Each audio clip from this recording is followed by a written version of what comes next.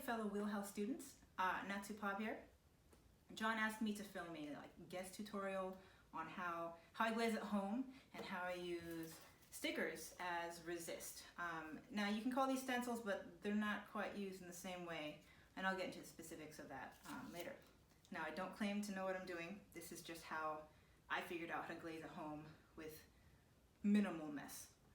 Don't quote me on that. So I've gathered some supplies here. I will be pouring glaze into the inside of the bowl first, because I find that spraying it just means I get more glaze in my face than I do in the bowl. And so for pouring glaze, I went ahead and picked up this oil changing pan for changing oil in car, because it's got a wide surface area and it has a little spout for pouring the glaze back into little jars. I also have a whisk to make sure that my glaze is nicely mixed. I've got the piece that I want to glaze, which is a bowl. For spraying and using the stencils, so I prepared the stencils, but I also have this Glad press and seal, which I find works better than transfer tape because it's not too sticky, and you'll see how I use that later on. For spraying, I have this high-tech spray booth that essentially is just cardboard and tape. I don't have a banding wheel because they're expensive. And so this is just a ball bearing turntable that you can get on Amazon for pretty cheap. It works okay. I have something to elevate the bowl and the sponge to put the bowl upside down on. But more important for spraying is this atomizer. So you can get this at any clay supply store. Actually, I got this on Amazon. What it does is it atomizes, or it sprays the glaze using your body. I call it a mouth sprayer. It's pretty simple, pretty easy to use. And last but not least, I've got some hairspray to coat the piece and protect it after it's glazed for transport. So this is the bowl that I'm going to glaze today, and I've already prepped it for glazing, which means I have used sandpaper to knock off any sharp or rough bits. Don't go too crazy with it. Just, if it feels sharp, go ahead and sand that down real quick with a piece of sandpaper or a grinding stone. Then I gave it a rinse to make sure there's no lingering dust, and also to prep the piece. And then I used wax resist for the bottom, because I will be spraying it and I want to be able to wipe that glaze off really cleanly. And then I let it dry, which is super important for applying these vinyl stickers that I cut using my Cricut. Now, Cricut's just a die cut machine, and you don't have to make your own custom stickers. I have the ability to do so it's nice, but you can buy stencils or stickers online, just search for them.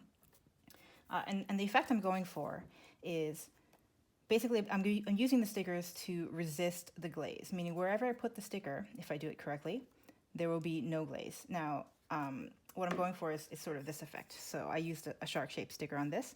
I put the sticker on, dipped it in the glaze, and then removed the sticker. And you can see, hopefully, that where the sticker was, it's just kind of bare clay. And this is just the effect I'm going for. You can use these stickers and stencils in different ways. So yeah, that's what we're going for today.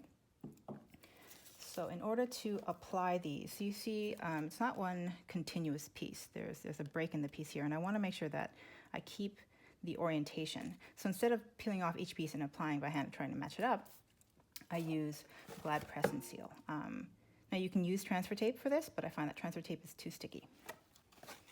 So I cut, let's do the smaller one first, the correct size piece of press and seal.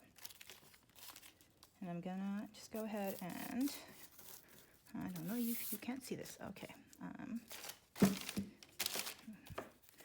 I'm basically going to burnish it, I'm gonna do it against the table with the back of my fingernail to make sure that the sticker sticks to the press and seal, which I'm using as transfer. So, burnish, burnish, burnish. Not very exciting. But I want to make sure I get these smaller pieces.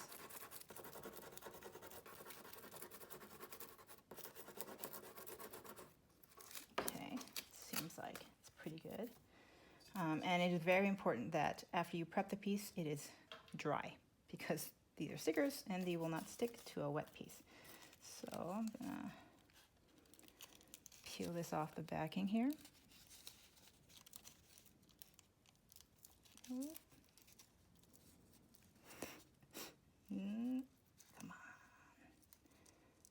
right, try not to touch the sticky parts. Try being the operative word here. Oh, come on.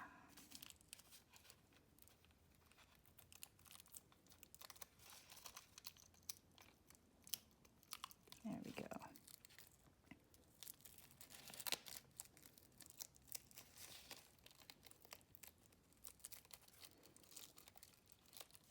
All right, so I did not plan this because I am impatient, so I kind of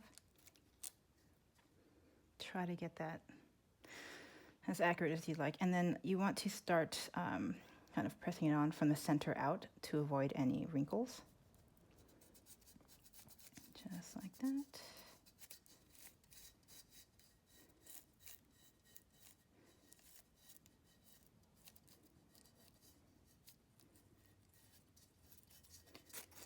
I want to make sure I apply a good amount of pressure here to really make sure that this sticker stays on the bowl.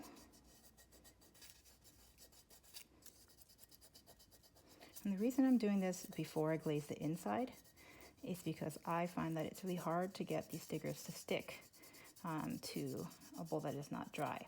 And when you glaze the inside, the water from the glaze sort of seeps into the piece. It doesn't saturate it, but it means that it's not completely dry anymore. All right, so I'm satisfied that that is on there pretty well. I can peel off this transfer tape or press and seal, which I'm using as transfer tape. Put that aside. I'm gonna make sure all the edges are down. That's pretty important. I don't know if I'm going to be able to get this level of detail, but let's hope. All right, now I'm going to... So I sped up this next part because I applied the bare sticker in pretty much the same way. After burnishing and removing it from the backing, I actually got it on the pot a little crooked, so I had to be careful and reposition it. And remember, when you are pressing the sticker on, to work from the center outwards to avoid wrinkles and bubbles. And sometimes after removing the transfer, I'll use the sticker backing, the waxy part, to make sure it's really on there. All right, so I have my pint of glaze. I've previously shaken it, so I'm not going to shake it too much more. Open that up. Give it a good whisk. I don't feel a lot of resistance, so it should be pretty well mixed. And now I'm going to pour the glaze into the bowl and then pour it out while rotating so that I can hopefully coat the inside somewhat evenly. Wish me luck. So, that. It'd be nice if I didn't glaze the inside, or didn't get glaze on my hand. All right, so.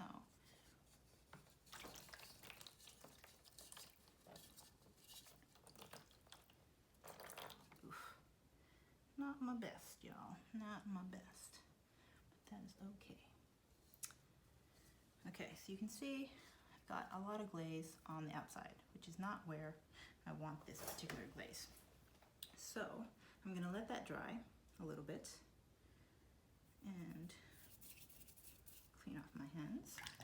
Good thing I have some water here. So you can clean off the glaze where you don't want it two ways. Well, as far as I know. You can wipe it off with a sponge, or I'm not wearing my apron, so that's not smart.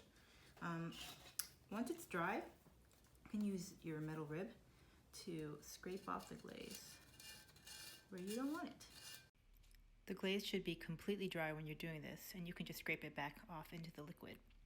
And be extra careful around the stencils so that you don't accidentally pull one off.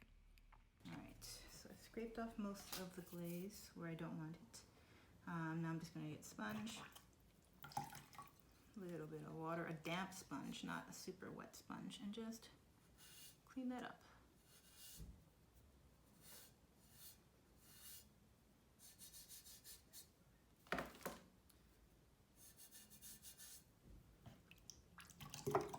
want to wash off your sponge regularly, otherwise you'll just be putting glaze back on.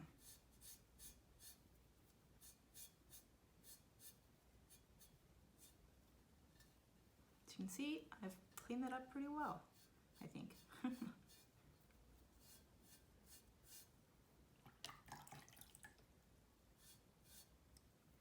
Again, you don't want your sponge to be too wet, just damp.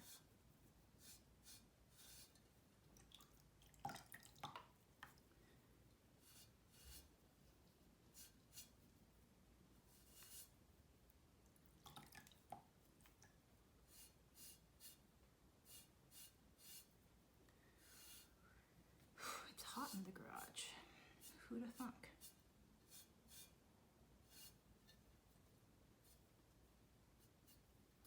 So I don't know if you can see, but now I have a pretty clean glaze line.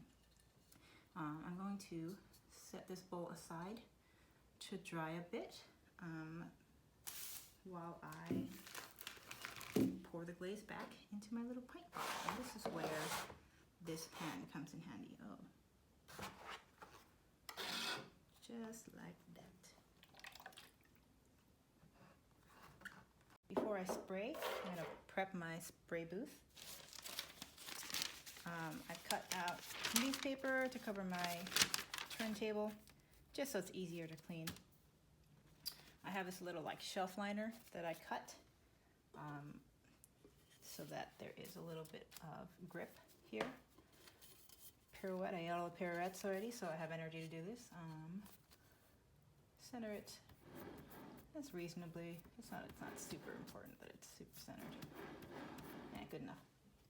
And then I have a sponge, and this is just to cushion my bowl because I will be glazing the outside of the bowl and I want to place it upside down. So I've let this dry so that hopefully, and I can feel it's a little bit cool, but not too cold. So it should take the glaze essentially. And so the inside, you know, before I turn it upside down, I'm gonna use this cheap hairspray I got from dollar store. And the purpose of this kind of creates a plastic layer. I'm gonna spray it inside.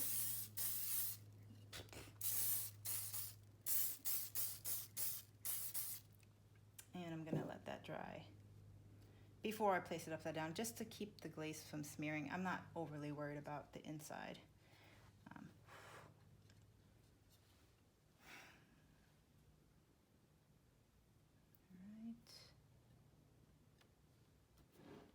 Okay, so I've already mixed this glaze. I'm just giving it another shake. And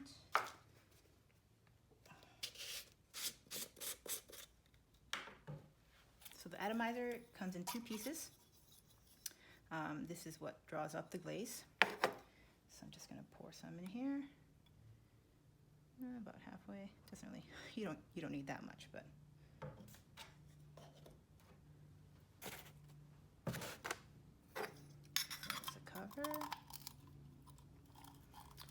And I won't be able to speak while I'm doing this, but I will be turning the turntable at about this pace in order to get a even spray. So here goes. I always test it out first on the walls of my spray booth just to make sure I'm getting a good spray. So. Yep. All right, here goes.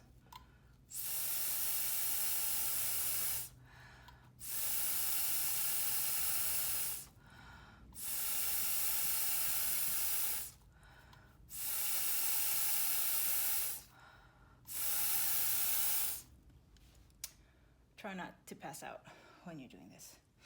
Whew, okay. The tricky part about spraying glaze is knowing how much to put on. I generally spray 2 to 5 coats, depending on the glaze I'm using. And then I make sure there's an extra layer around the rim, because I like to make sure that glaze is thickest there. And that's just a personal preference. Now I need to clean the glaze off the bottom and the foot ring. And I'm holding onto the bowl from the inside using the big dry sponge that was on top of the Pirouette canister. And that gives me a pretty good grip. And I'm using a smaller damp sponge to wipe off the glaze, and because I had waxed the bottom and the foot ring, this is a lot easier. Now for that groove between the foot ring and the curve of the bowl, I can use the back of my thumbnail to give me a nice clean line. You could probably also use a trimming tool to scrape the glaze out of that groove. And then I've also sprayed the rim with a hairspray and let that dry. And I did that because I want to be able to stabilize or rest my pinky on the rim without worrying about it too much. So this is the trickiest part, I think. And I can see where the stickers are, and I want to remove them with my needle tool. They would burn off in the kiln. I just don't like to take that chance. I don't want any kind of debris flying off, and I want to make sure it's clean. And now you can sort of see the outline of the trees, and that's going to be a little tricky because it's very delicate. I'm going to try this new technique that hopefully works of using a wet brush on those detailed pieces before peeling the sticker off so that it doesn't just kind of flake off. I have no idea if this is going to work, so that's why I'm filming it, I guess. Oh gosh, let's see. It's just a wet brush, a brush dipped in water. So I found that the best way to peel off these sticker resists is to kind of start at the less detailed end. I'm doing this over a trash can, by the way, so that all this kind of, oh man, this glaze falls in the trash can. So I had to cut a lot out of this part because it didn't stay in frame, but also this process is very tedious. So you just kind of alternate between pulling up the sticker in small bits and adding water. Just doing it really slowly and carefully. Let's move on to the fox. So you can sort of see the outline here.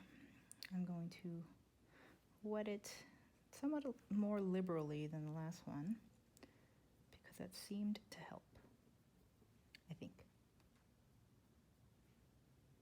Just wetting the edges, and I'm doing this so that hopefully the glaze doesn't flake off as much. Okay. It's hard to tell here, but as I am removing the sticker in really small portions, I'm also gently blowing on the piece to remove any crumbs of glaze, and that helps me see what I'm working on. And again, you just want to work really, really slowly and deliberately because there are a lot of little details that could flake off, like it did here. All right, so I have finished spraying this all over with hairspray to fix the glaze in place as much as possible. And the very last step is to fill out a firing slip so that John and Marianne know what glazes you've used. So I hope you found this helpful and hopefully not too confusing.